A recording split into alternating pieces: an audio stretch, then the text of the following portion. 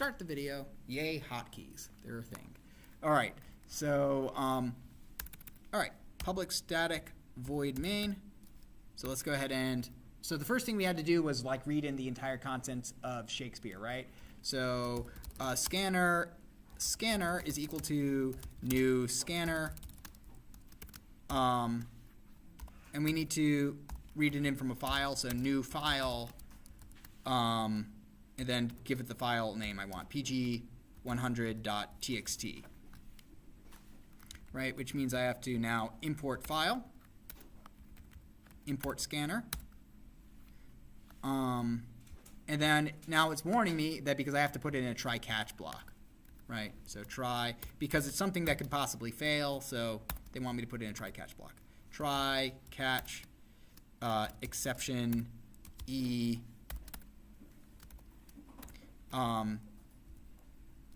let's see, sir. So system.error.print. That's how you print. That's how your system prints out the red lines and stuff. To quote, and I'll quote my son here. It's like the word he. It's like the only word he knows at this point. And bubble. That's what he knows.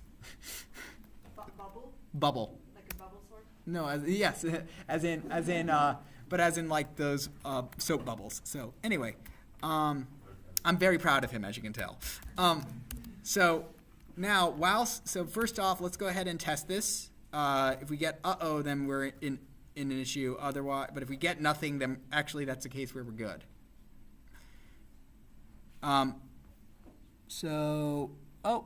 Interesting. It was getting an error over here, so I need to just yeah. So this was just okay. It hadn't tried compiling that. Interesting. That's the issue when you put everything in a package together. That if one thing doesn't work, then the whole thing doesn't work. Oh, come on. I'm just going to comment you out at this point. Okay.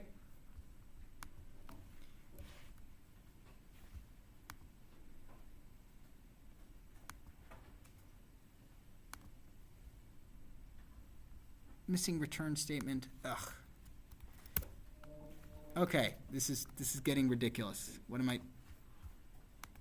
Okay, yeah, it's just all stuff left over there because I just didn't bother compiling. Why didn't bother compiling there? I'm so sorry about that. Again, I really should move these things to separate Java packages. But then again, I didn't want to make it more scattered than it was. Okay, so we can read the file just fine. So now how do I read the file? Right, it is while scanner dot has next line. You could do has next or has next line, but has next line is easy, gives me more granular control because I know it's reading, right? I'm going to go ahead and say string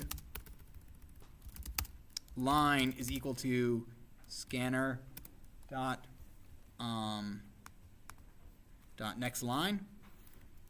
Imagine that. Okay, why are you suddenly like flaking out at me and like taking so long to do stuff? Okay, string line is equal to next line, and I'm just going to be simple about this. String word, so I'm going to make an array of words. String words is equal to line dot split, and I'm just simply going to split them off of spaces just to be simple about it. Okay. Okay. Now for every word, for string word in words, right? I'm not going to bother doing the whole sanitation thing you guys had to do because I want to be quick about it. In for words in words, I also needed to keep track of the line number, right? So int line number is equal to 0. And then we'll go ahead and just start keeping track of the line number over here. Line number plus plus. I've never actually done this before, so I'm just doing this as best I can. And we have to actually create the index, right? The data structure that we're going to be storing stuff in. So I'm going to create my hash map, the index, and that is going to be equal to a new hash map, right? And here the key is going to be a word, so that's a string, and the value is going to be a list of integers, right? that list of integers being where everything appears, right? The key is the word, and the map is, sorry, and the value is the lines that appears on. Make sense to everybody? That's, okay, so for every word, let's go ahead and see this. If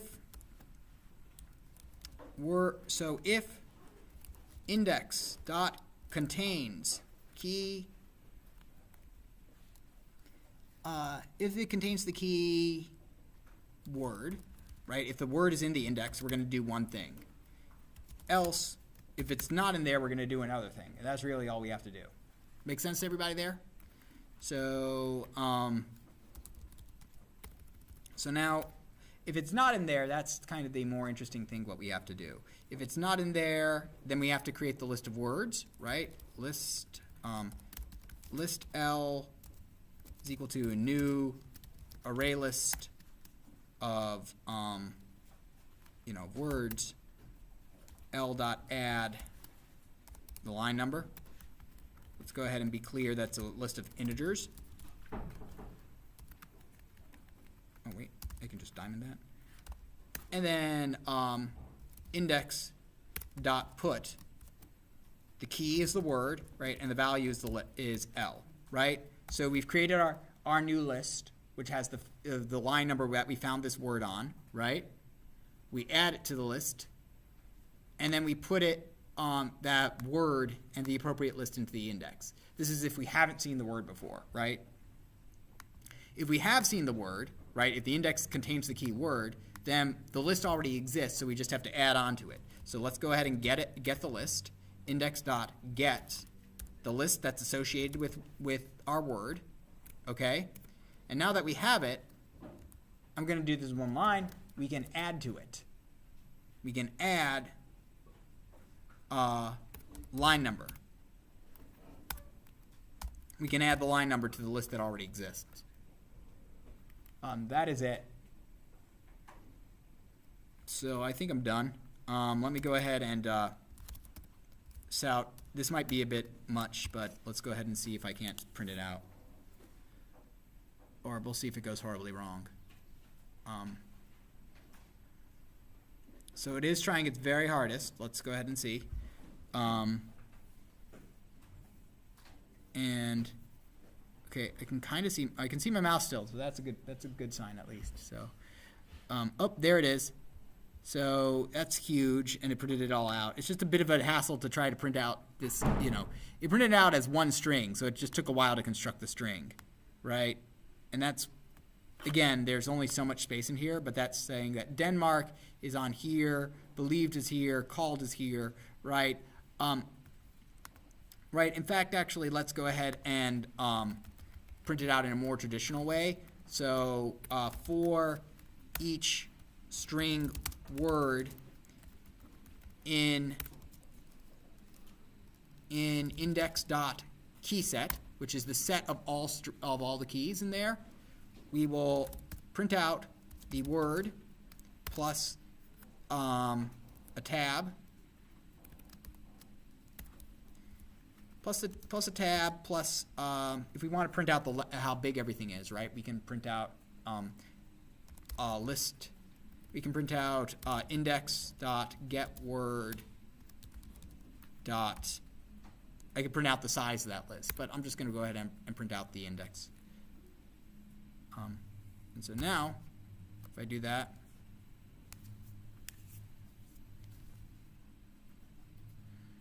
let's go ahead and see that. So it's got to read everything, put it in, and then there it's printing out everything. Now notice it's working right? There's I haven't removed any punctuation from it, okay? But what's very different about my index and your index? What's the biggest difference you can see here, aside from the punctuation? It's alphabetical, right? Or rather, the lack of alphabetical, right? There is no alphabet here. Everything is in basically a non-alphabetical order. And the reason for that is that when you use a hash table, you have to sacrifice any kind of semblance of possible order, right? If you're using a hash table to build it. Now this map, on the other hand, let's go ahead and import that. Import the map. If I were to instead use a tree map instead of a hash map, the operations wouldn't operate in constant time anymore. I'd be using a search tree on the end of this thing. I don't know what kind of tree, but I'd be using a tree, which means that everything's now, it's gone from constant time to logarithmic time, right? But, and I've never, oh, okay, it worked exactly the way I hoped it would. But now notice it's sorted, right? If keeping things are in a sorted order is important to you, use a tree set, use a tree map or a tree set. But that means now we're down to log n time, but log n time is still fantastic, right? Yes? Is the default print method in order? It goes and iterates through it, so I assume it's just doing it in order, yeah. I actually almost never use a tree map, but I almost always use a hash map. And as again, what we saw is that it didn't really take too much longer than the hash map, because this is actually a fairly short operation on a very powerful processor, right? You know, modern computers are great, but you know, try doing this, you know, scale this up into the billions, right? This is going to be a bit of a operation. But here, right, this is how you use a hash map. Now, this one, again, was another instance of us categorizing, right? The category was the word, and the things that fall under that category were the line numbers that word appeared on, right? So this is an example of us using a map to categorize. Okay. So any questions about this? And the occurrences will be just the counts of I could, lines. yeah, I could just simply do, if I wanted to get the occurrences, I could, right, just do this. Word dot, sorry, I could just simply take this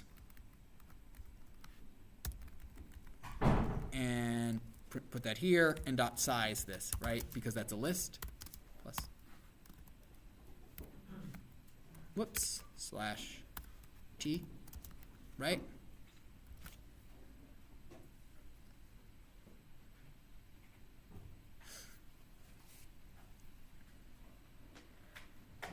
And now it's doing what it can, and boom, right? So here it's now printing out the word of how many occurrences there were, right? Any other questions about this? All right. So your focus for the next couple of weeks will basically be on this assignment. So I'm not planning on giving another homework until afterwards, and I actually have to figure out what that homework is going to be, right? What kind of a good sorting, what a good sorting homework is, and I've got to also give it in such a way that I'm not going to expect you guys to work on it at all during the break, because you're not going to work on it during the break, even if I told you to. Because who's got time for that, right? Maybe I'll work on it on Monday. Maybe I'll work on it on Thursday, Friday. And before you know it, it's the Sunday before and you didn't work on it. I know exactly how it works, right? So we'll just go ahead and skip that entire conversation, shall we?